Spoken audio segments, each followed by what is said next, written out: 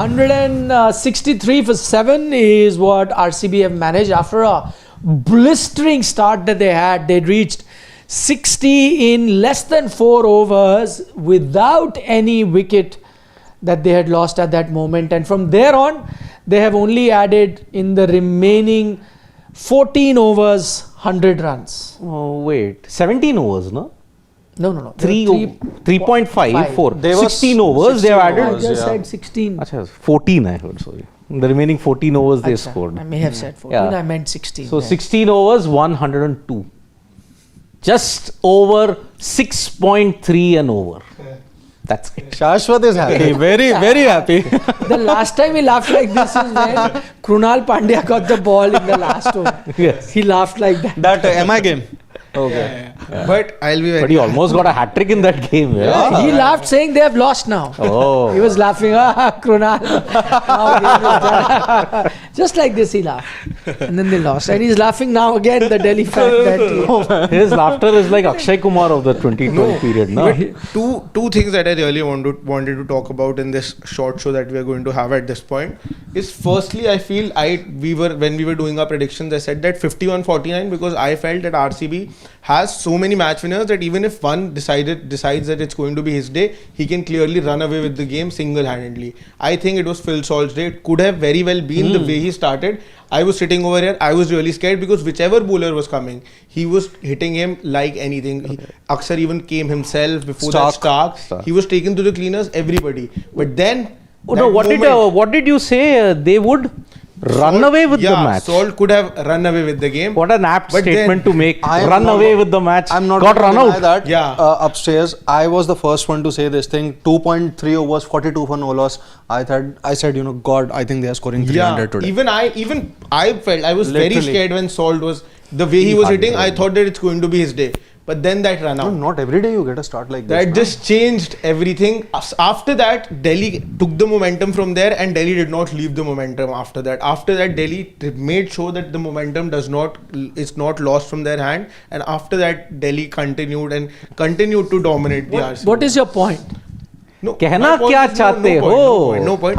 What happened? That run out, I think, and run out very clearly. You are saying run out has changed the match. Yeah, that is your point. Yeah. And the second thing is, I cannot connect the dots that why would have RCB wanted this kind of a pitch where the ball is literally turning square on occasions. Kuldeep, Vipraj, even Aksar was sort of turning, who usually does not turn. Mohit Sharma's ball was really stopping. And this sort of wicket will 100% help Delhi more than RCB because of the kind of spinners Delhi has. And this was never going to help RCB. I don't understand why they would have wanted...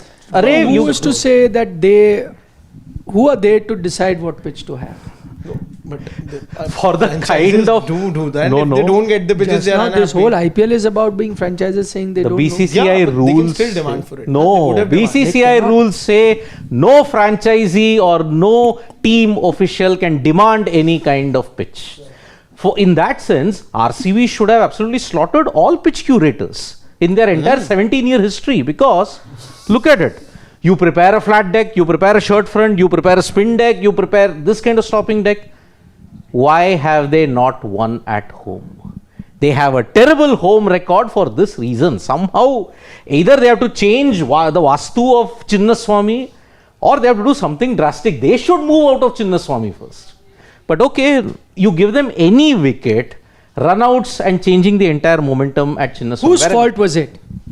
I think, since he says that is the run out that changed the match, I think it was Virat Kohli's fault, and I'll be very honest over it. It's not about being against him or anything. Nobody said that. Yeah, but no, I know people were after. Okay, you are against Virat. No. I said it. I'll tell you why. Because Phil, I know that wasn't a run. Maybe it was a half chance, and you did not require that run at that stage. Maybe, but Phil Salt hit that shot. He said yes. He went for the run, and Virat Kohli also started. Virat Kohli midway sent Phil Salt not back. even midway.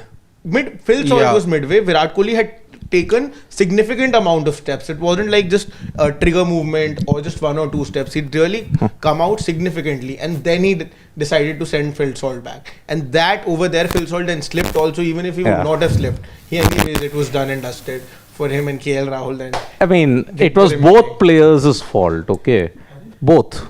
I mean, look at the way how hard Phil Salt hit that ball to cover point. He hit it very hard. He was watching the ball. Virat was watching the ball. Virat also got significant steps in. And he said, no, go back. Phil Salt was almost halfway down the pitch. So it was a combination of Virat not saying earlier, don't. But he had hit it so hard to the cover point. I think that was definitely the both were ball watching. innings defining moment that had that run out not happened, I'm sure we would have, witnessed a massive score by RCB here. But I'm not really going to blame Virat Kohli for RCB just scoring 163 odd. I think it's down to all the batters. Rajat Patidar looked very rusty. About that run out first. Who is at fault in the run out? Not the rest of the innings.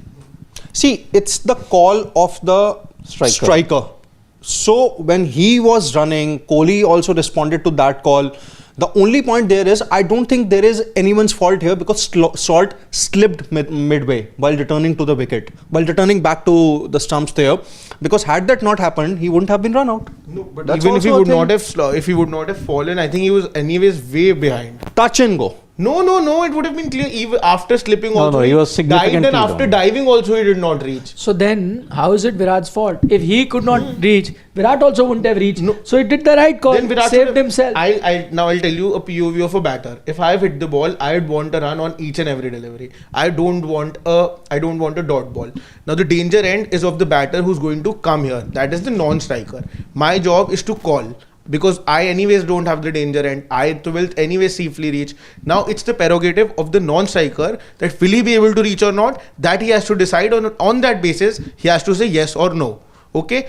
I have seen instances where the non-striker hasn't said yes or no, but has taken the trigger movement and anticipating that the striker has straight away come out running. That I feel is the fault of the batter because trigger movement all the runners take. But over here it wasn't a trigger movement. It was significantly coming out of the Did he say yes?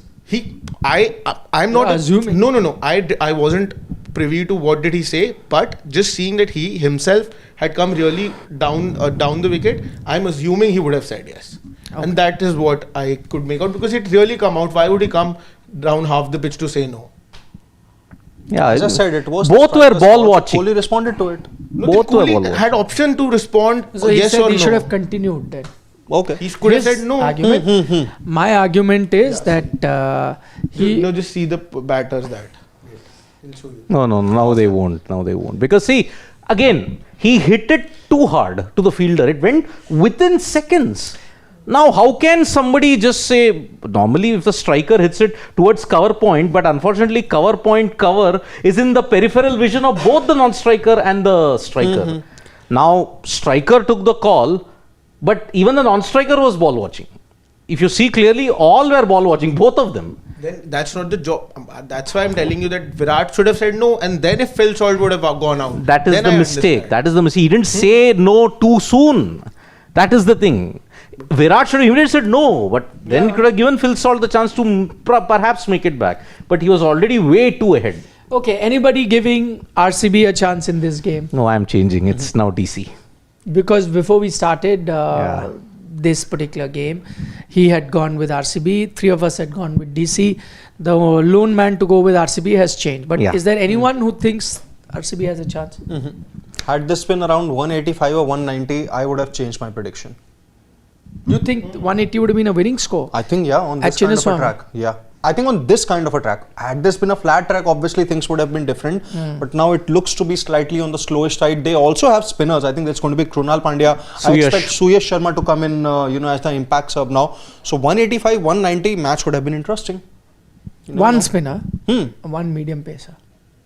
Left arm pacer. It's not going to be an easy chase, that's for sure. I know that it's not going to be a 16-17 over affair because the wicket is genuinely stopping. I know. I'm just being a little cautious over here. No, but that was also the case in that game against Gujarat Titans. The wicket got significantly easier to bat in the second innings. I think I expect the same thing here. No, I see the wicket's not easy to bat. I'll give that. With someone like, why I'm basing that is not just what you see with the naked eye. Someone like a Rajat Patidar who's really a very good batter against spin. Even he was struggling today. Apart from when he gets out is another matter, but previous to that as well, he was struggling.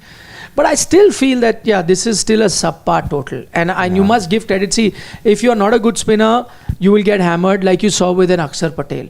So must also give credit to a Vipraj and a Kuldeep who really were on top of their game with the performance. Does RCB have those kind of spinners? I'm not sure. No. So with that in mind, I think it'll be a massive surprise if Delhi can't chase it down. I'd even go so far as to say they'll finish it quickly. Yeah. They should finish it quickly. I think this 15 is overs? 16.4. Okay. 16. Safe bet. Yeah. But I think, Safe see, bet to go looking, with. 17 overs for me. Yeah, 17. 17-ish, starting of 18, somewhere there. they are too under par. 17, 16. I've also said there was that But difference. you said, it's not going to be an easy chase. By easy, I would have expected if for me, 17 would have is been easy. 15, winning this game in 15 Arey, overs. come on. Yeah. I mean, yeah, Easy they are 20-30 runs short on this deck. They needed, because the average score is 181 in the first innings. They are But I think 18 let's- runs under par. 4 in 4 then. I think let's also take a moment day. to talk about Akshar's captaincy. I think very quickly, consistent change of bowlers from both the ends, and even what I really liked was when I think RCB were 4 down, he quickly went on to Mitchell Stark, and despite Stark going for those runs in the first couple of overs, he realized that Stark is my main wicket taker. Let's just go back to him and see if he can get those couple of more wickets or not.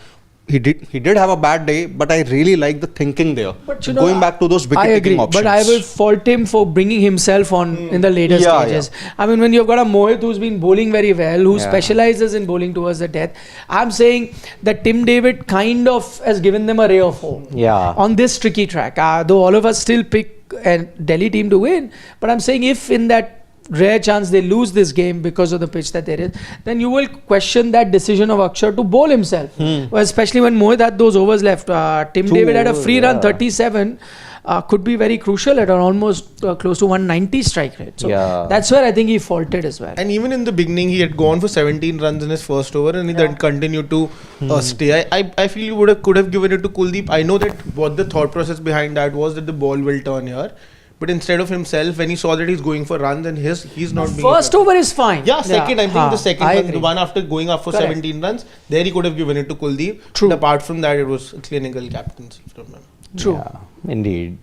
So we saw two formats being played today. First was a T20, middle overs was an ODI. 4 runs for 19. That's an ODI kind of a knock. Yeah, true. Trying to ensure I leave in the power. I mean, I can never forget one big thing about RCB versus KKR. What happened in 2008? 222 KKR had absolutely hammered. What does Wasim Jafar do to Ashok Dinda? Shoulder arms. First ball. Today, Devdutt Padikkal looked like that. Yeah? Just couldn't get back to ball. Even Jitesh. Jitesh, for a knock that he played against Mumbai Indians, I think it was the Mumbai Indians knock where he scored that cameo. No, overall, this season he's been very good. Yeah, today just looked like a fish out He of water. credited Dinesh Karthik. Yeah. So much for that in this. Did he credit Dinesh Karthik for this knock also?